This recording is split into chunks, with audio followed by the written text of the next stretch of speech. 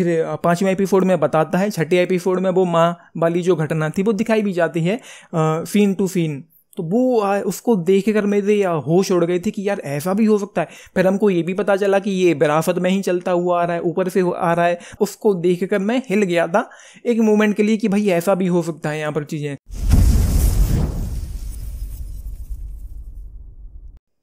नमस्कार दोस्तों मैंने अभी नेटफ्लिक्स पर मॉन्स्टर सिद्धि लाइल एंड एरिक मेनेंडेज स्टोरी नाम का नया शो देखकर कंप्लीट किया है। इसको एंथोलॉजी सीरीज कहा गया है। इसी सीरीज में हम इससे पहले डामर नाम का एक शो देख चुके हैं एंड इसका सीजन 3 भी आएगा जिसमें एक अलग ही स्टोरी होगी। एंड एक बात और बता दूं जानकारी के लिए, अगर आपने डामर नहीं देखा है तो भी आप इस शो को देख पाएंगे क्योंकि एंथोलॉजी सीरीज है, यहीं पे शुरू होकर यही शो यहीं पर खत्म हो जाता है। इसके पहले क्या हुआ बाद में क्या होगा किसी से कोई लेना देना नहीं है। एंड ये शो एक ट्रू इवेंट पर बेस्ड है, एक सत्य घटना पर आधारित है जो 1989 में बेवरली हिल्स में अमेरिका में घटी थी।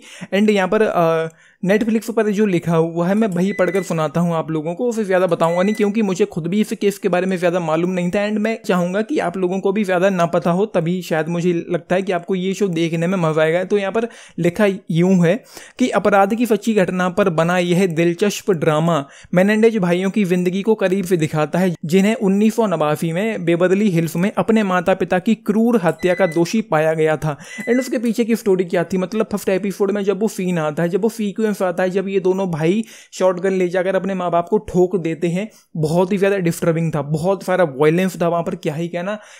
एक मोमेंट के लिए तो मतलब मैं सरप्राइज हो गया था कि भाई ये भी यहाँ पर इतना ब्रूटल तरीके से दिखा सकते हैं। फिर चीज़ें आगे बढ़ती हैं, 2 एपिसोड तक तो चीज़ें यहाँ पर कुछ इंटेंस भी थी, एक्साइटमेंट भी थी, चीज़ें कुछ अच्छी भी हो रही थी। जहाँ पर एरिक जाकर किसी को बोल देता है तो वो अपने आप में कुछ इंटेंस थ्रिलर टाइप का हो गया था जो अच्छा लग रहा था। 3rd एपिसोड में जब जेल होती है इन दोनों भाइयों को, उसके बाद ये शो मुझे ठंडा सा पड़ता हुआ फील होता है। एंड उसके बाद जब चीज़ें रिवील हुई कि इन हत्याओं के पीछे का रीज़न क्या था, जब चीज़ें सब कुछ 4थे एपिसोड में जाकर खुल के आती हैं कि जो भी हो रहा था, जो भी मैं वो शब्द ही नहीं बोलूँगा कि आप लोगों के दिमाग में आइडिया भी है कि ऐसा भी हो सकता है। तो जो भी हो रहा था 4थे एपिसोड में जब जाकर पता चला कि उनके साथ क्या क्या हुआ है, किस वजह से उन्होंने ये हत्याएं करी हैं, तो एक बार को तो लग सकता है कि सही किया है। लेकिन फिर भी एक चीज़ होती है कि भाई कितना भी कुछ भी बड़ा हो जाए, किसी भी अपराध को इस तरीके से जस्टिफाई नहीं कर सकते कि किसी ने मेरे साथ बुरा किया है तो मैं उसका कत्ल कर दूँ।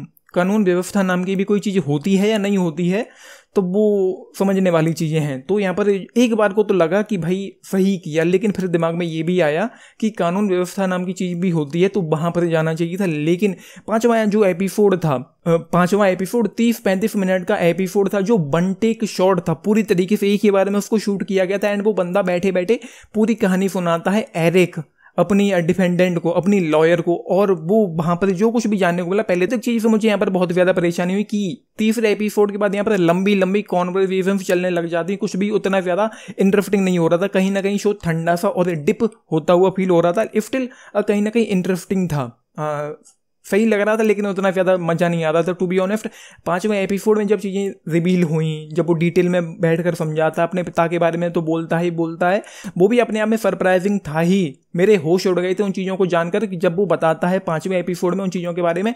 फिर जब वो एक बात और बताता है अपनी माँ के बारे में, फिर 5वें एपिसोड में बताता है, 6ठे एपिसोड में वो माँ वाली जो घटना थी वो दिखाई भी जाती है सीन टू सीन।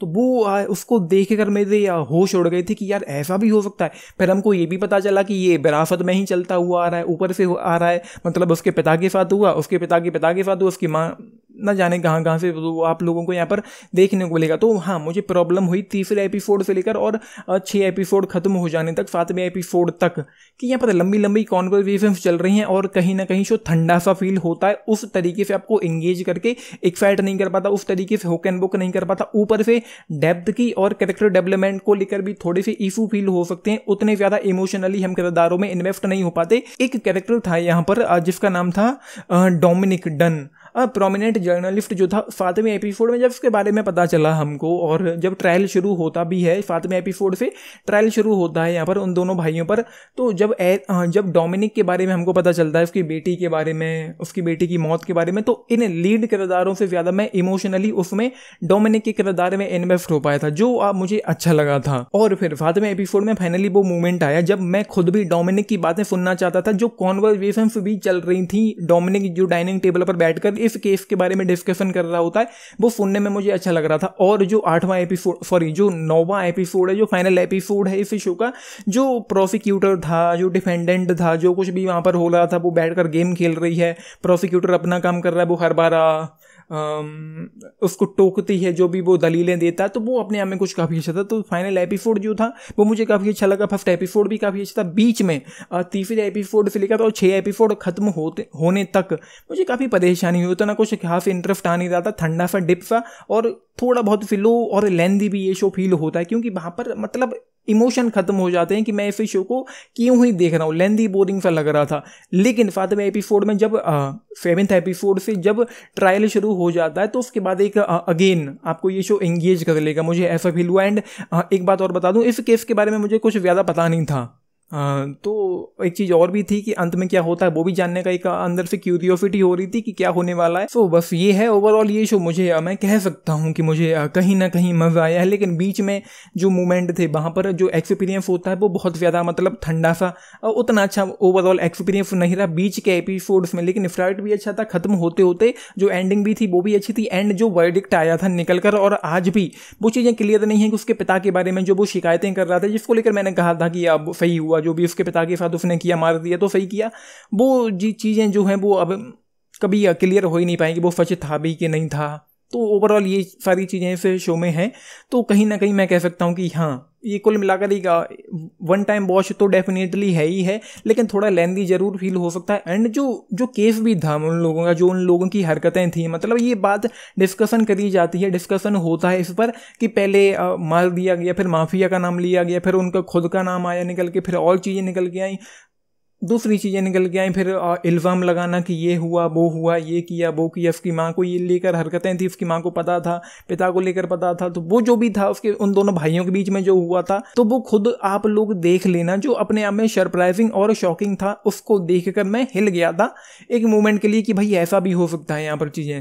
बाकी जो परफॉर्मेंसेज हैं, जो लाइल हो या फिर एरिक हो, जिसको निकोलस एलेक्जेंडर चावेज ने प्ले किया है लाइल को, और कूपर कोश ने प्ले किया है एरिक मेनेंडेज को, उनकी परफॉर्मेंस भाई साहब ऑसम थी। एंड जेवियर बार्डम है, उनको मैंने खास तौर पर अगर मैं उनका नाम लेना चाहूँ तो उनको मैंने No Country for Old Man और जेम्स बॉन्ड की जो स्काई फॉल थी उसमें, या फिर Pirates of Caribbean Dead Man Tell No Tales में सलाजार के किरदार में देखा हुआ। जो पसंदीदा किरदार उनके हैं, उनकी परफॉर्मेंस यहाँ पर भी बहुत अच्छी है। जो भी उनका थोड़ा बहुत है, फर्स्ट एपिसोड में ही उनको मार दिया जाता है। एंड बीच के एपिसोड्स में लंबी लंबी कॉन्वर्सेशंस के अलावा ये शो बार बार पास्ट में प्रेजेंट में चलता रहता है। उसकी वजह से थोड़ा जो एक्सपीरियंस है वो थोड़ा सा जाकर बिगड़ जाता है। बाकी परफॉर्मेंसेस लगभग यहाँ पर सभी की अच्छी, काफ़ी अच्छी परफॉर्मेंस दी है सभी ने यहाँ पर, एक्टिंग को देखकर मजा आता है। सो ओवरऑल मैं जाऊँगा 3.5 स्टार आउट ऑफ 5 इस शो के लिए। 10 में से अगर आप लोग पूछे मैं जाऊँगा केवल 7.5 स्टार्स के साथ। एंड ओवरऑल एक ट्रैक देना चाहिए। मैं ये तो नहीं कहूँगा कि ग्रेट शो है, लेकिन अगर आपको इन चीज़ों के बारे में पता नहीं है तो देखना चाहिए। ओवरऑल मुझे ये वन टाइम वॉच शो लगा, क्योंकि लेंदी ज़्यादा फील ये शो होता है। एंड हाँ, पेरेंटल गाइडेंस के बारे में बात करूँ तो एक मूवमेंट था इस शो में, वैसे तो वायलेंस भी है, एक मूवमेंट था जहाँ पर किरदार जो है वो फुली नेकेड थे। एंड बहुत कुछ यहाँ पर ऐसा हो रहा था कि आप फैमिली के साथ देखना सुनना पसंद नहीं करोगे इस शो के बारे में। तो ये आप लोगों ने देखा है, देख रहे हैं, अपने टेक्स्ट लिख के बताना। बाकी लाइक शेयर सब्सक्राइब करना चैनल को, वीडियो को। And this is Nitesh, thank you.